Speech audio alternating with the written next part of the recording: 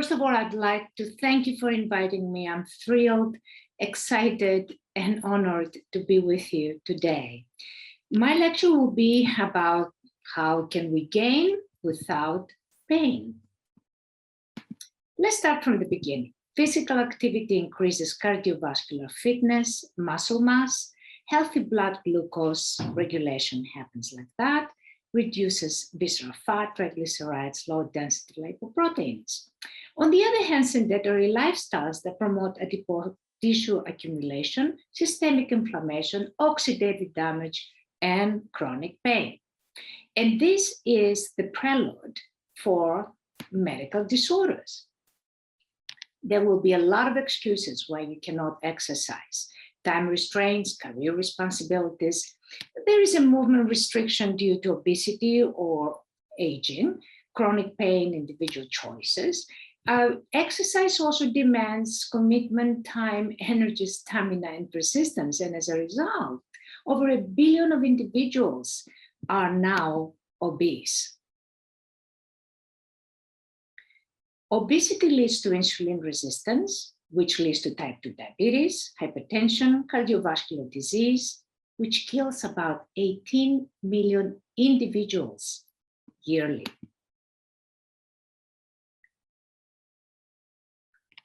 Visceral adipose tissue will lead to excess triglycerides, lipotoxicity, inflammation, non-alcoholic steatosis, the fatty liver, and cirrhosis. And this is what fatty liver looks like, not a pretty sight.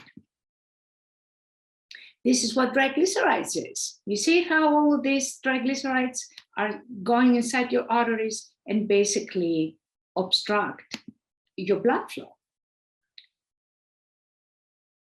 There is another major problem with visceral fat.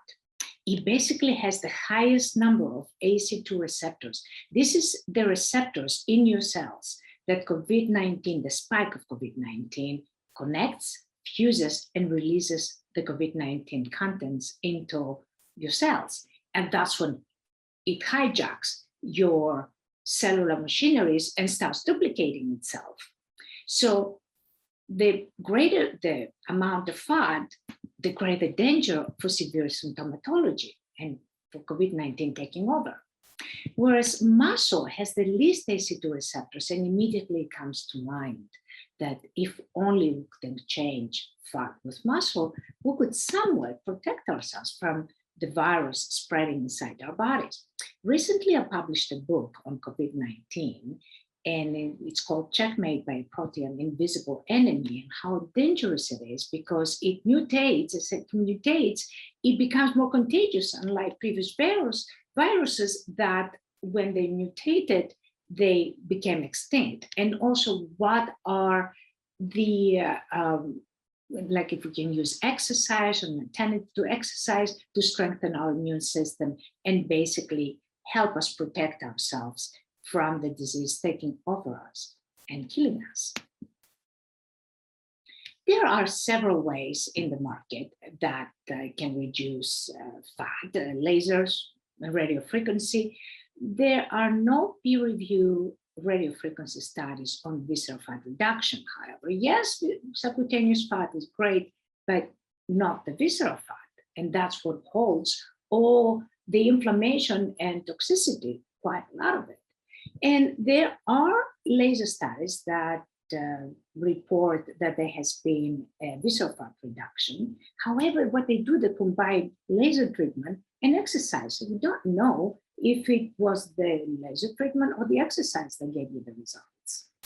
And additionally, these studies, when they're duplicated, they do not offer external validity because when they're duplicated, they don't get the same results. They don't get visceral fat reduction that they got in the first study. Another issue is laser RF lipolysis releases triglycerides, glucose, and toxins in the bloodstream. And without exercise, they actually remain in the bloodstream and they clog the arteries. Now, remember the toxicity part. Toxicity, that is a lot in visceral deposit, null fat, increases hunger. Why? Because it interferes with your entire endocrinological system.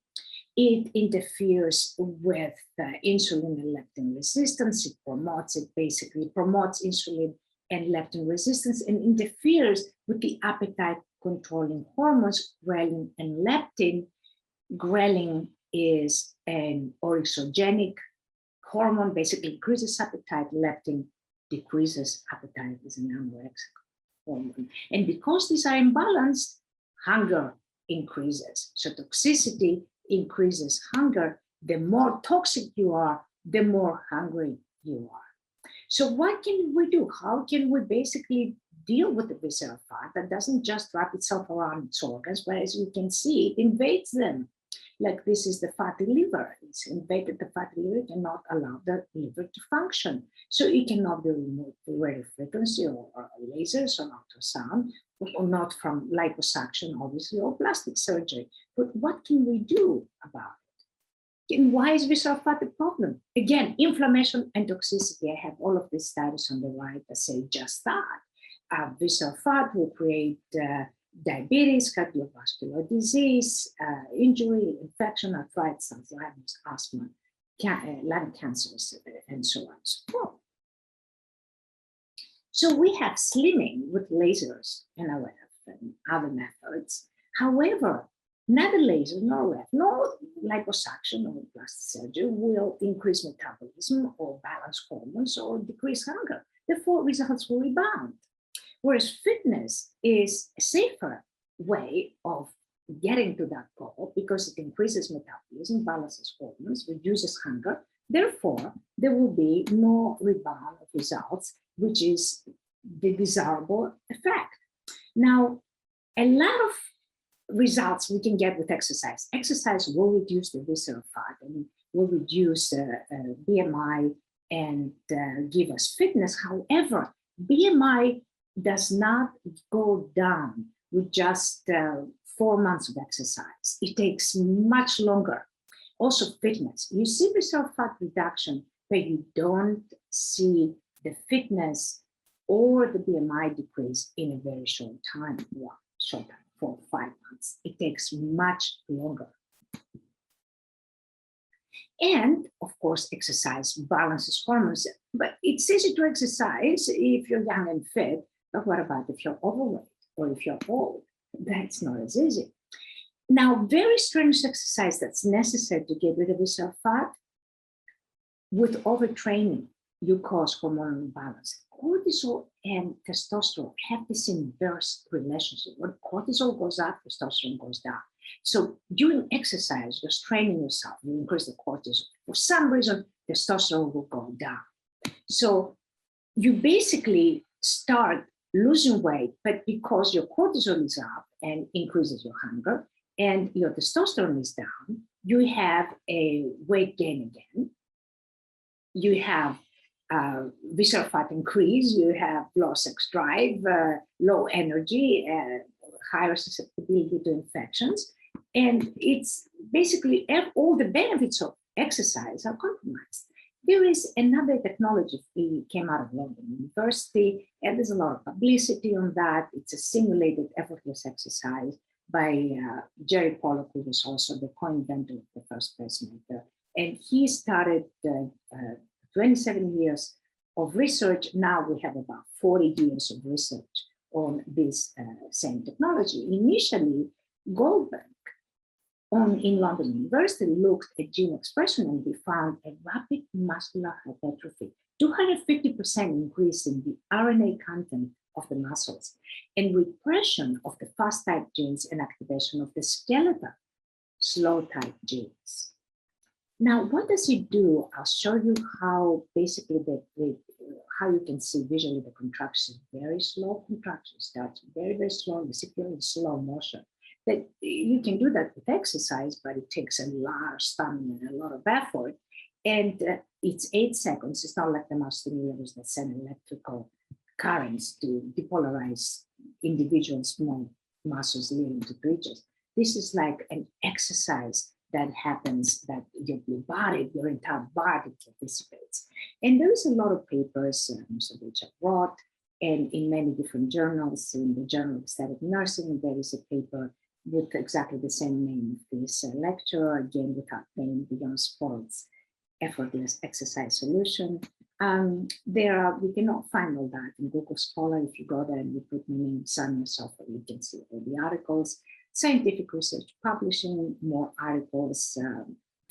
These are all clinical trials and other publishing journals, different journals, so Journal of Endocrinology, Metabolism Research, other journals. And let me give you what basically is the procedure, more or less.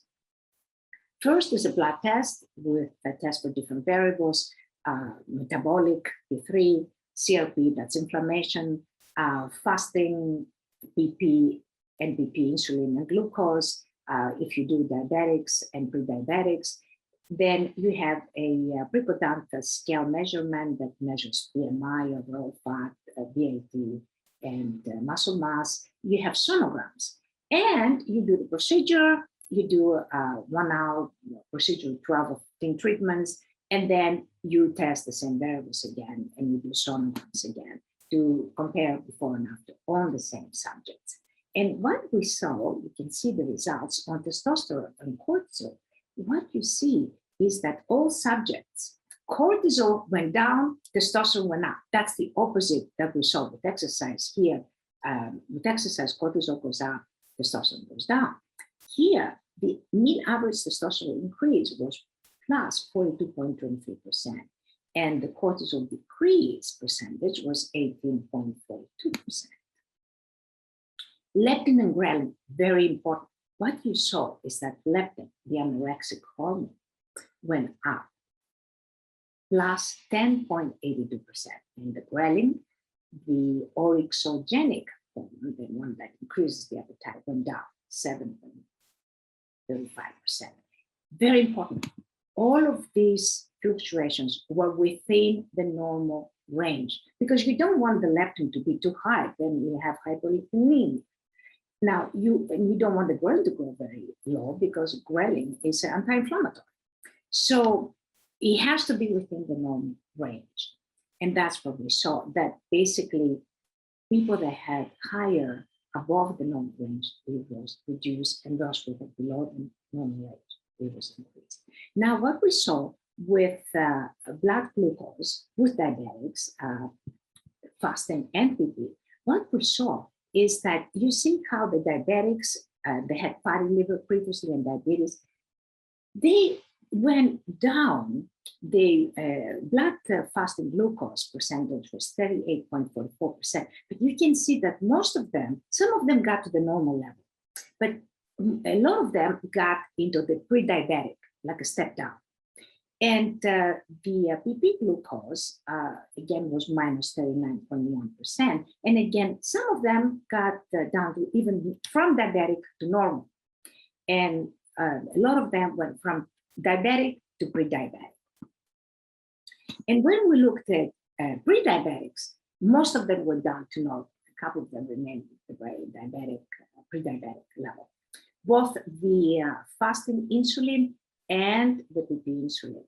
And we found a fasting insulin decrease of minus 54.52%, and the PP insulin decrease was minus 44.7%.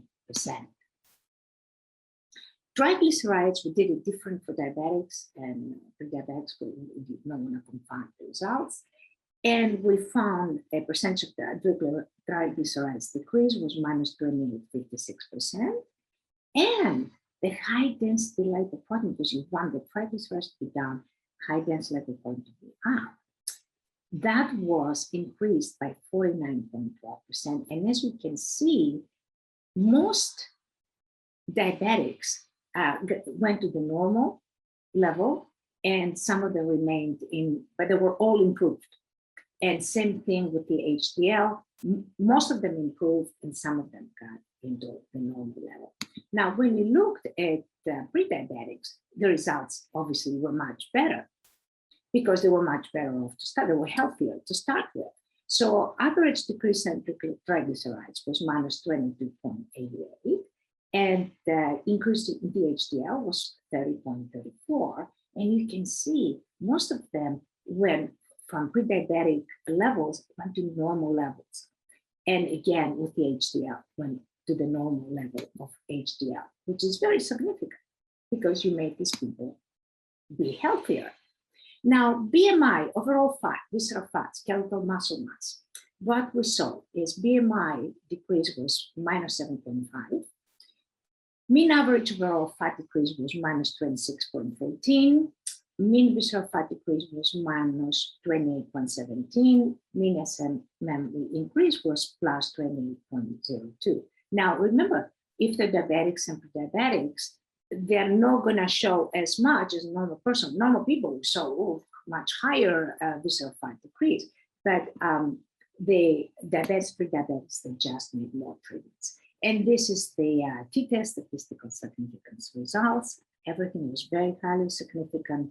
Blood glucose fasting NPP for the diabetics, insulin fasting NPP for the pre-diabetics, triglycerides for the diabetics and the pre-diabetics, and also the upper abdomen reduction CM was minus 965. Only 12 treatments for that. That's all we got measurements. Umbilicus reduction CM was minus 1032, and lower abdomen was minus 11.5. We saw an inflammation decrease that was significant, very significant. BMI decrease was very highly significant. Overall, visceral fat decrease, very highly significant. Remember, all people with fatty liver, after sonography reports, we saw no fatty liver after the 15 treatments. Skeletal muscle mass increase, very significant. HDL for pre-diabetics and diabetics, again, really separate them. Very significant. F33, the metabolism was significantly improved. This is after 3 treatments. We could only use certain pictures that people gave us signed release forms for. This is 6 treatments. Before and after 15 treatments. Before and after 15 treatments. This is some people got amazing results. Some of them more moderate results, depending on their body and metabolism and where they started and how healthy were to start with. Before and after 15 treatments. This one, before and after 15 treatments again, this particular one. Now, in other studies, what we did is we looked at creatinine and bilirubin. Creatinine exits the body as a waste product.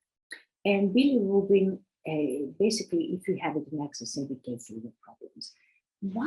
The reason why we looked at those 2 variables is that so many papers, research papers on COVID-19 patients, they indicated that they had elevated creatinine and bilirubin. They were even looking at them as markers of the illness, of COVID-19 illness. And what we found is the mean average creatinine percentage decrease was minus 19.67, and the mean average bilirubin decrease percentage was minus 69.23. So that was very, very significant again. We looked, of course, at the CRP, inflammation, that is very important.